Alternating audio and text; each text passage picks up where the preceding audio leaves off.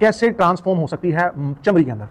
चमड़ी के अंदर कैसे? यस, आप एक मट्टी का पुतला बनाएं, बीच पे जाएं वो अमेरिका की बीच पे चले जाएं, कराची वाली बीच पे चले जाएं, गंगा वाली बीच पे चले जाएं, वहां की रत्ती पर, वहां की मट्टी पर एक बनाएं मट्टी का पुतला, एक लंबा सा 6 फुट का आदमी, और उसमें उसके नथनों में दम फूंके, और वो जो चिकनाई है, जो एक चिकनी मट्टी टाइप गूंदी गई है, वो कैसे ट्रांसफॉर्म होती है सर एक मांस के अंदर, चमड़ी के अंदर और एक क्ले के अंदर? फर्क होता है, दैट इज पॉसिबल। अगर आप ये जवाब, इससे पहले कि आप जवाब दें, मैं आपको ये बताना चाहता हूं कि जो कुछ भी यहोवा ने दुनिया के अंदर क्रिएट किया है उसके पीछे का लॉजिक है, जिससे ऑक्सीजन है, कार्बन डाइऑक्साइड है, हम ऑक्सीजन लेते हैं, कार्बन डाइऑक्साइड छोड़ते हैं। अगर मट्टी का पुतला ट्रांसफॉर्म हो सकता है चमड़ी के अंदर, तो ऐसा डेमोन्स्ट्रेशन फिर से कब हो सकता है और क्यों नहीं हुआ बाद में?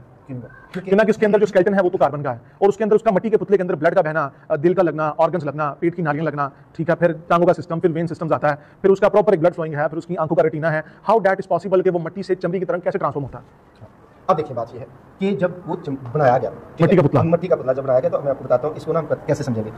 मुकद्दस मूसा से खुदा ने कहा कि जैसा तूने आसमान पे नक्शा देखा ना, जमीन पर वैसे हैकल बना दे। अच्छा, जब हम क्रूज 25 में जाते हैं तो खुदा कहता है कि अच्छा क्रूबी बना, एक ही टुकड़े से ना इसके गोल्ड के, उसकी आंखें ऐसे बनानी, ठीक, उसके पार ऐसे बनाने, अच्छा उसको ये पूरी डिजाइनिंग दे दी, पूरी डिजाइनिंग दे दी। वहाँ पे असल में खुदा हमें ये बता रहा है कि मैंने जब आपको बनाया था ना, यानी कि इंसान को जब बनाया तो पूरी डिजाइनिंग के साथ बनाया है। ये तो हमें कहा था ना कि वो मट्टी गूंदी और पुतला बन गया ना, उस पुतले को पूरा डिजाइन दिया पहले कि इसका हाथ। नहीं सर, मेरा वो सवाल ये नहीं, मेरा सवाल ये मट्टी कैसे चमड़ी के अंदर बनी? हाँ, कैसे चमड़ी के अंदर बनी? How that is possible? Possibility कैसे? आप एक मट्टी का आटा गूंद लें या वो मट्टी गूंद लें, समझ गए आप, ऑडियंस भी समझ गए, तो उसको कैसे ट्रांसफॉर्म करेंगे आप चमड़ी के अंदर?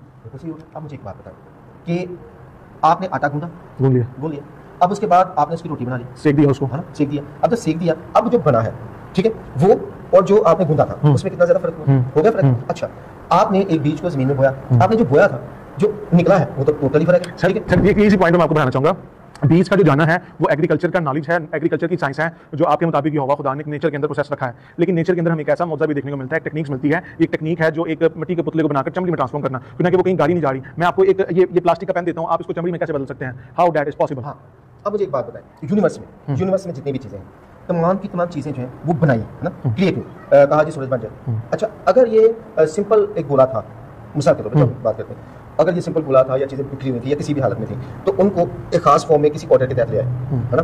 अब वो अगर सिंपल एक गोला है गैसेस का, तो उन गैसेस के गोले को एक ही शक्ल में, सूरज की शक्ल में कैसे लाया गया? ठीक है, इसका मतलब है कि यहोवा पाक खुदा जो है उनके ऑर्डर के अंदर, हुक्म के अंदर, हुक्म इलाही के अंदर ये पार है कि वो किसी चीज को किसी चीज में भी कन्वर्ट कर सकते हैं। ठीक है, हमारे अंदर ताकत नहीं है। अगर मेरे अंदर ताकत होगी, जैसे कि जीसस क्राइस्ट ने पानी को मैं बना रहा, यानी कि कन्वर्जन पार्ट, अगर मिरेकल्स, नेचर, किसी को नहीं कहता, ये आप कुदरत कह रहे हैं, ठीक है, यानी कि चीज खुदा की कुदरत की मट्टी का पुतला चमड़ी में बदल गया। ठीक हो गया, ठीक है। अब मेरी बारी। सर देखें, कुदरत के अंदर मैं सर फिजिक्स पढ़ के आया हूँ, बहुत फिजिक्स पढ़ा मैंने, और मैं एक साइंस का भी तालिब इल्म रहा हूँ, और मैं बिब्लिकल तालिब इल्म भी रहा हूँ।